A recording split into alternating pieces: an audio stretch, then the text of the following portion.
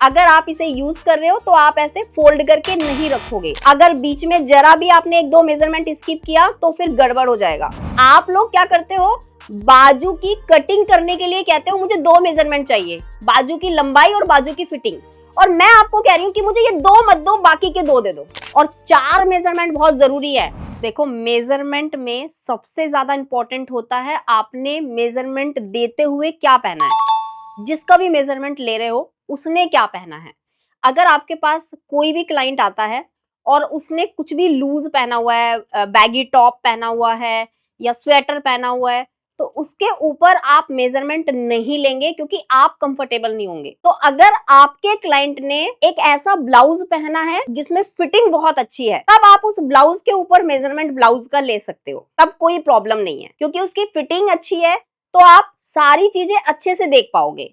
But मैं तो आपको यही सजेस्ट करूंगी कि अगर कुछ ऐसा पहना है जैसे स्ट्रिप वाला मैंने पहना है, तो इससे क्या होगा, शोल्डर आर्मोल लेने में आप कंफर्टेबल होंगे। ठीक है, सबसे पहले नंबर पे आता है क्या पहना है, बिल्कुल कंफर्टेबल आउटफिट पहनना है। इनर पहन सकते हो, अंदर जो इनर पहनते हैं ना विदाउट मतलब स्ट्रिप वाला जो होता है विदाउट स्लीव्स, वो पहन के आराम से मेजरमेंट ले सकते हो।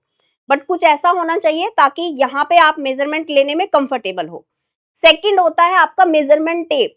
जैसे अभी विंटर सीजन है तो अभी क्या होगा, आप सबके मेजरमेंट टेप ना बहुत हार्ड हो गए होंगे। चेक करोगे ना, अगर प्लास्टिक का है तो हार्ड हो गया, लेकिन अगर उसमें फैब्रिक मिक्स है तो वो सॉफ्ट ही रहेगा, फिर वो सॉफ्ट रहेगा, हार्ड नहीं होगा। आप यहाँ पे देखेंगे मैंने ना एक पुराने मेजरमेंट टेप में ऐसे धागे निकाले हुए हैं। मेरे मेजरमेंट टेप में ऐसे बीच बीच में धागे निकले हुए हैं क्योंकि मेरे मेजरमेंट टेप में फैब्रिक मिक्स है।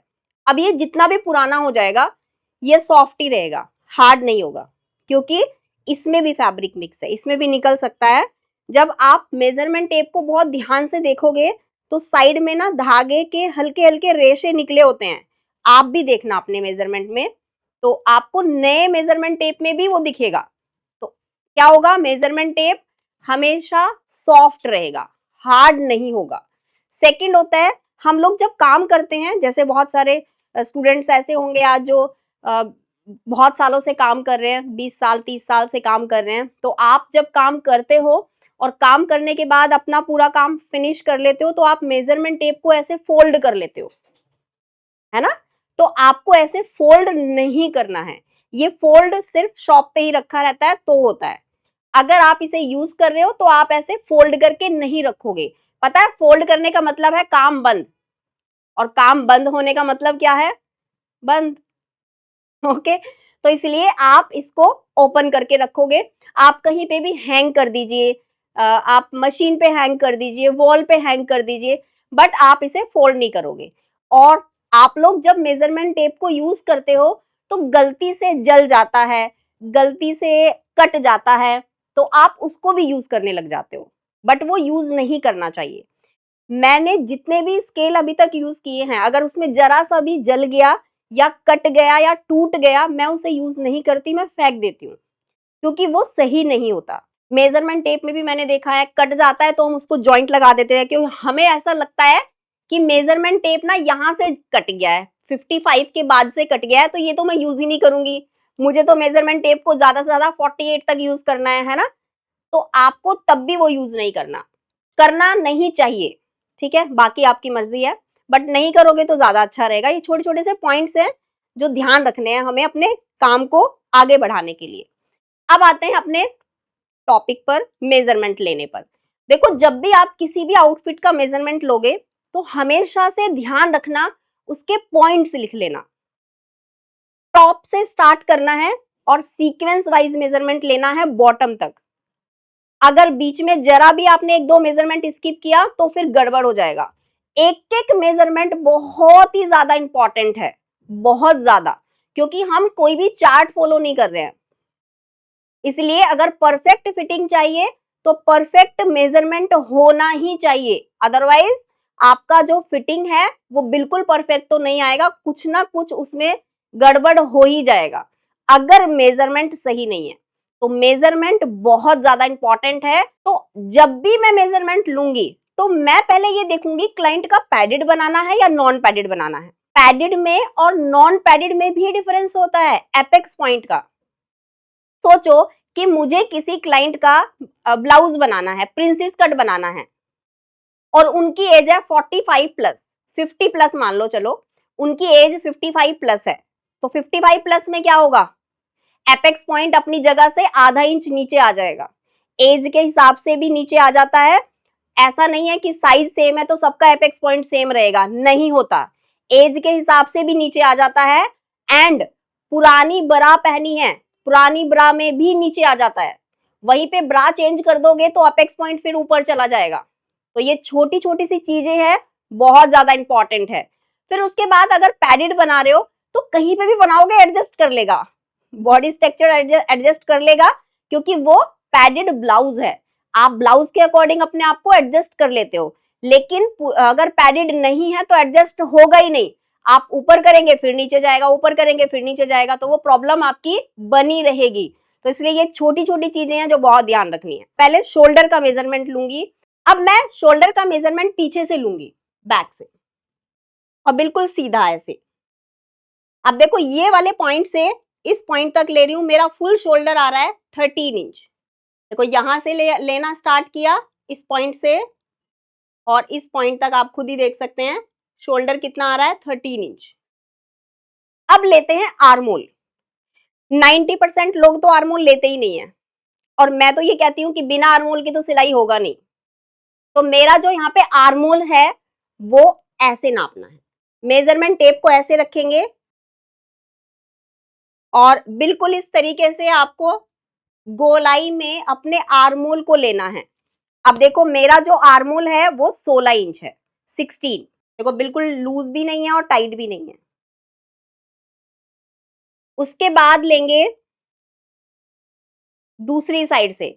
अब देखो एक साइड से मैंने ले लिया है, अब दूसरी साइड से भी लेना है सेम ऐसे ही, इधर वाली साइड से भी लेंगे। तो मेरा यहां पे भी आया है 16 इंच, ठीक है। अभी देखो दोनों साइड से मेरा जो आर्मोल है वो 16 इंच है। कभी कभी ऐसा हो जाता है कि आप मेजरमेंट ले रहे हो तो मेजरमेंट लूज या टाइट हो गया, तो आधा इंच इधर उधर हो गया, आधा इंच सिर्फ।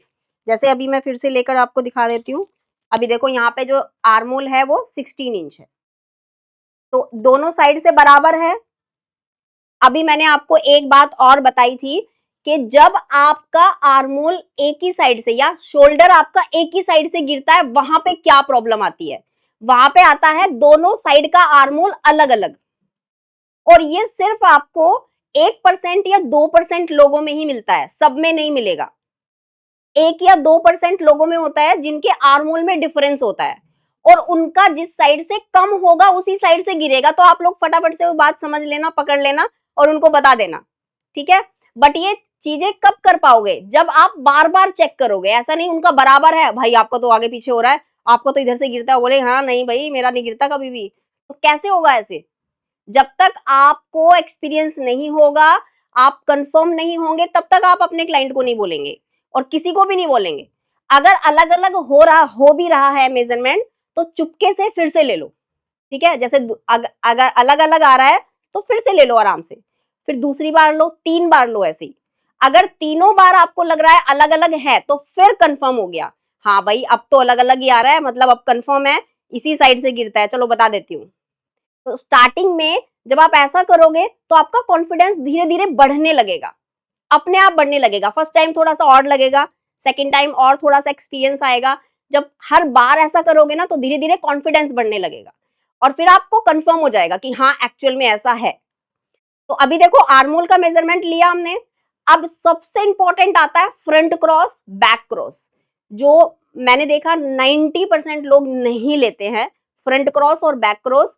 और मैं कहती हूँ कि इसके बिना तो बात ही नहीं बनेगा, ये मेजरमेंट तो आपके पास होना ही चाहिए, और ये गॉड गिफ्ट है। अब आते हैं फ्रंट क्रॉस। देखो बहुत ज्यादा इंपॉर्टेंट है। जब आप हैंड नीचे करोगे तो दोनों साइड में लाइन बन जाएगी, सबके में बनती है, सबके बॉडी स्ट्रक्चर पे ये लाइन आपको मिलेगी, फ्रंट में भी मिलेगी और बैक में भी। स्किन में जो लाइन बन गई है यही हमारा फ्रंट क्रॉस और बैक क्रॉस है, और यही बहुत ज्यादा इंपॉर्टेंट है। तो आप मेजरमेंट टेप को ऐसे सीधा करोगे, यहां से और यहां तक मेजरमेंट लोगे, मेरा यहां पर आया है 12.5। और अब बैक क्रॉस मैं अपना कैसे लूंगी, अपना तो नहीं ले पाऊंगी ना, सामने का वाले का तो ले सकती हूँ, अपना नहीं ले सकती। उसके लिए मुझे क्या करना है, फ्रंट क्रॉस में 1 प्लस करके बैक क्रॉस ले लेना है। अब ये भी कंफर्म नहीं है कि ये 1 प्लस सब में ही होगा या नहीं, क्योंकि जब तक मैं पहली बार अपने ब्लाउज को बनाकर चेक नहीं करूंगी, मुझे कैसे पता चलेगा कि ये फ्रंट क्रॉस मेरा 1 इंच एक्स्ट्रा पे आ रहा है। सपोज करो मैंने एक बार 1 इंच एक्स्ट्रा लेकर अपने ब्लाउज को बना दिया, तो फिर मैं यहाँ पे रिजल्ट में देखूंगी कि मेरा पीछे यहाँ पे रिंकल आ रहा है। अगर आ रहा है तो इसका मतलब समझ जाना कि फ्रंट क्रॉस और बैक क्रॉस आपका बराबर है, आगे पीछे नहीं है। क्योंकि बहुत लोगों का फ्रंट क्रॉस ये सीना चौड़ा होता है, जब सीना चौड़ा होगा तो ये चीज भी ज्यादा आएगी, 13.5 आएगी, 14 आएगी, 14.5 आएगी, 15, 16 तक आ जाती है हैवी साइज में भी, जिनका ये चीज चौड़ी होती है। तो जब आप अपना मेजरमेंट लोगे, आपको ये अपने आप ही मिल जाएगा सबको। और अगर आपने 1 प्लस करके बैक क्रॉस और ब्लाउज को बना दिया और आपको लग रहा है कि मेरा हैंड आगे करने पे यहाँ पे खिंचाव आ रहा है या टाइट जैसा कुछ लग रहा है, तो इसका मतलब समझ जाना 1 इंच का ज्यादा बैक क्रॉस नहीं है, 1 से ज्यादा लेना है, फिर 1.5 इंच का लोगे आप। 1 इंच हो सकता है एक्स्ट्रा, 1.5 इंच एक्स्ट्रा हो सकता है, 2 इंच हो सकता है, ज्यादा भी हो सकता है, क्योंकि जब फैट यहाँ पे ज्यादा होता है ना, यहाँ पर जब हैवी साइज होता है तो फैट बहुत ज्यादा इकट्ठा हो जाता है, तब बैक क्रॉस और भी ज्यादा आ जाता है, क्योंकि फैट भी तो कवर करना पड़ेगा। समझ आया ना सबको? तो फ्रंट क्रॉस और बैक क्रॉस बराबर भी हो सकता है, फ्रंट और बैक में 1 इंच का डिफरेंस हो सकता है, आधा इंच का हो सकता है, 1.5 इंच का हो सकता है, 2, 3, 4 कितने भी इंच का हो सकता है, लेकिन फ्रंट क्रॉस ज्यादा और बैक क्रॉस कम नहीं हो सकता। अगर कोई ये कहे कि मेरा फ्रंट क्रॉस तो बहुत ज्यादा आ रहा है और बैक क्रॉस कम आ रहा है, ऐसा नहीं हो सकता, बराबर हो सकता है, बराबर तक जा सकता है, बट कम नहीं हो सकता, फ्रंट बैक क्रॉस कम नहीं हो सकता फ्रंट क्रॉस के अकॉर्डिंग। ओके, ये सारी चीजें नोट करनी है। चलो, तो अभी लेते हैं अपर बस्ट, ये बहुत ज्यादा इंपॉर्टेंट है। अपर बस्ट और बस्ट साइज के अकॉर्डिंग ही हमारा पैटर्न डिसाइड होता है कि हमें कौन से पैटर्न का बनाना है। तो अभी मैं यहाँ पे ले रही हूँ, पूरा फिक्स रखेंगे, देखो पीछे से एकदम सेट करना है मेजरमेंट को, और इस तरीके से अपर बस्ट का मेजरमेंट लेना है। देखो मैंने बहुत ज्यादा टाइट, बहुत ज्यादा लूज नहीं लिया है, ऐसा नहीं है कि बहुत ज्यादा लूज है, नॉर्मल लिया है, ठीक है, ऐसे। तो मेरा यहाँ पर आ रहा है 34। अब लेते हैं बस्ट साइज, थोड़ा नीचे करेंगे, अच्छे से सेट करेंगे, और बस्ट साइज लेंगे 36, बस्ट साइज है 36। अब लेते हैं वेस्ट साइज, यहां से लेंगे वेस्ट साइज, ये आ रहा है 30। देखो ये भी ना कभी कभी क्या होता है, कमियां ज्यादा आ जाता है, मॉर्निंग में अगर आप मेजर करोगे तो 1 इंच कम आ जाता है, ठीक है, और जैसे जैसे खाना खाते रहेंगे वैसे वैसे ही साइज भी कमियां ज्यादा होता रहता है। तो डिपेंड करता है कि आप मेजरमेंट ले रहे हो क्लाइंट का तो कब ले रहे हो, सुबह सुबह मेजरमेंट लोगे तो अपने आप ही वो कम रहेगा, स्पेशली उन लोगों का जिन लोगों का यहाँ से कम होता है और टम्मी का पास से अगर आप मेजरमेंट ले रहे हो, तब आपका ये थोड़ा सा चेंज हो जाता है। ओके, तो मेरा यहाँ पर आया 30। अब एक और मेजरमेंट बहुत ज्यादा इंपॉर्टेंट होता है, शोल्डर का मिड पॉइंट। देखो जब भी कुछ मेजरमेंट लेना होगा ना आपको, ये लेंथ का, नेक वाला, एपेक्स पॉइंट वाला, तो हमेशा इस शोल्डर का मिड पॉइंट लीजिए। तो मैंने ये वाला पॉइंट लिया और इसका मिड पॉइंट लिया, मिड पॉइंट पर ही मेरा ये स्ट्रिप बना हुआ है, ठीक है। तो अब यहां से मेजरमेंट टेप को ऐसे सेट किया, उसके बाद एपेक्स पॉइंट लिया, उसके बाद टोटल लेंथ लिया। अब देखो मेरा जो टोटल लेंथ आ रहा है वो 15 आ रहा है और एपेक्स पॉइंट आ रहा है 10.5। ओके, अब ब्लाउज का मेजरमेंट ले लिया हमने, दोनों चीजें अच्छे से नापना है और पूरा ऐसे कवर करके नापना है, ठीक है। 15 इंच लेंथ हो गया, एपेक्स पॉइंट हो गया 10.5।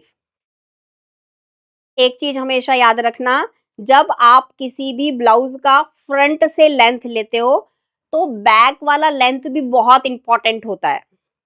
कई बार आपने देखा होगा बैक में ना यहाँ पे रिंकल्स आ जाते हैं। रीजन है कि जब हमारी बैक में यहाँ पे देखो स्किन में एक लाइन बनी होती है, ये लाइन, अगर आप इस लाइन से ऊपर ब्लाउज को रखते हो तब रिंकल नहीं आएगा, लेकिन अगर आपका इस लाइन से नीचे ब्लाउज आ रहा है तब आपका रिंकल आ जाएगा। तो ध्यान रखो, जब आप ब्लाउज का लेंथ लो आगे से तो पीछे से भी ले लो, ठीक है। मैं अपना खुद का तो नहीं ले पाऊंगी, बट आप बैक का भी लेंथ ले लेंगे, और वो जो लाइन बनी होती है ना, इस लाइन तक लोगे। जैसे मेरा यहाँ पर आ रहा है 13.5, 13.5 मेरा बैक से लेंथ आ रहा है। वैसे भी ये शेप मैंने थोड़ा ऊपर की तरफ दिया हुआ है, वरना बैक में 14 भी चलेगा। बैक में 14 और फ्रंट में 15। अब एक और मेजरमेंट आता है बाजू। देखो अभी तो मैंने तो स्लीव्स वाला नहीं पहना है, लेकिन स्लीव्स तो बहुत बड़ा रीजन है शोल्डर ड्रॉप होने में, बहुत बड़ा। मैं तो कहती हूँ 100% में से 90% रीजन होता है आपका स्लीव्स, अगर शोल्डर गिर रहा है। आप एक काम कीजिए, अगर किसी भी ब्लाउज का शोल्डर गिर रहा है, या आपकी कुर्ती ही मान लो, कुर्ती में अगर आपका शोल्डर गिर रहा है तो आप बाजू को हटा दो। सबसे पहले यही करो, बाजू हटाओ, बाजू साइड करो और फिर पहनो, और फिर देखो आपकी प्रॉब्लम सॉल्व, फिर नहीं गिरेगा। तो इसका मतलब क्या हुआ, रीजन क्या था, बाजू, ठीक है। तो इस तरीके से आप चेक कर सकते हो कि शोल्डर गिरने का रीजन क्या है। जैसे बार बार हमें फीवर आता है, बार बार फीवर आ रहा है, बार बार जा रहा है, बार बार आ रहा है, तो क्या कराना पड़ेगा, टेस्ट कराना पड़ेगा, भाई क्यों आ रहा है, तभी तो दवाई लेंगे, मेडिसिन लेंगे। जब शोल्डर गिरता है तो शोल्डर गिरने का असली रीजन क्या है, बाजू है या ब्लाउज है, बाजू है या कुर्ती है, क्या है रीजन। तो क्या होगा, जैसे ही बाजू हटेगा वैसे ही आपको पता चल जाएगा रीजन क्या है। सारी मतलब जितनी भी प्रॉब्लम्स होंगी ना, सब आपको अपने आप दिखने लगेंगी, मैं नहीं बताऊंगी, मेरे बिना बताए ही आपको पता चल जाएगा क्या कारण है। समझ में आया ना। और 4 मेजरमेंट बहुत जरूरी है।